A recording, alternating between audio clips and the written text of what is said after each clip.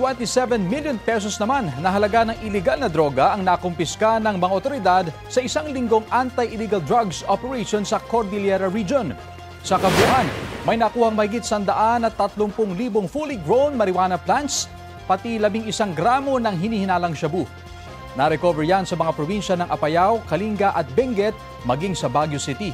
May 3 na aresto sa mga operasyon, wala silang pahayag. Sa Kalasyaw naman dito sa Pangasinan, nakumpiska sa isang lalaki ang 10 pakete ng hinihinalang shabu. Umaabot ito sa halagang 17,000 pesos. Ayon sa pulisya, minanmanan muna nila ang lalaki bago isinagawa ang buy-bust operation. Wala rin siyang pahayag. Bistado naman ang isang lalaking 25 anyos sa Bacoor, Cavite dahil sa pagbebenta umano ng hinihinalang ecstasy o party drugs. May nakumpiska rin sa kanya na 5 gramo ng umano'y shabu. Halos 240,000 pesos ang halaga ng mga ilegal na droga na nakumpiska sa lalaki. Hindi siya nagbigay ng pahayag.